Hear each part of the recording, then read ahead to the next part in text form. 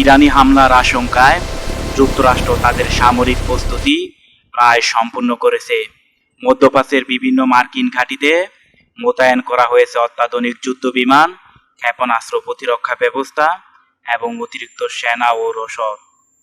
পাশাপাশি প্রস্তুত রাখা হয়েছে 2টি অত্যাধুনিক বিমানবাহী রণতরী, যা মুহূর্তের নির্দেশে অভিযানে নামতে পারে। তবে প্রশ্ন উঠেছে, এত প্রস্তুতির পরও কেন সরাসরি হামলা করছে না যুক্তরাষ্ট্র? বিশ্লেষকরা বলছেন, ইরানের সামরিক অভিযান যুক্তরাষ্ট্রের জন্য মোটেও সহজ হবে না। ইরান শুধু নিজেদের ভূখণ্ডে নয়, গোটা অঞ্চলে বিস্তৃত তাদের প্রভাব ও মিত্রদের শক্তির মাধ্যমে পাল্টা জবাব দিতে সক্ষম। মার্কিন ঘাঁটিগুলো লক্ষ্য করে ইরান ক্ষেপণাস্ত্র বা ড্রোন হামলা চালাতে পারে, এমন আশঙ্কা উড়িয়ে দিচ্ছে না বিশ্লেষকরা।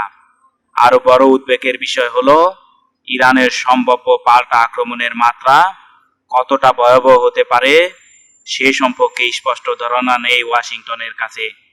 একাধিক সামরিক বিশ্লেষকদের মতে, সরাসরি হামলা মানেই পুরো অঞ্চলে বিস্তৃত সংঘাতের ঝুঁকি।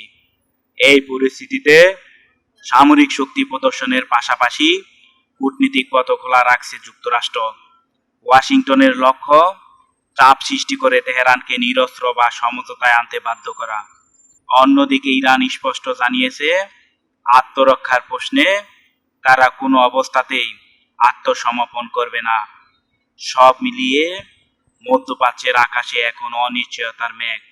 যুদ্ধ কি অনিবার্য, নাকি শেষ মুহূর্তে কূটনীতিক সমাধান আনবে, সেটাই এখন দেখার বিষয়।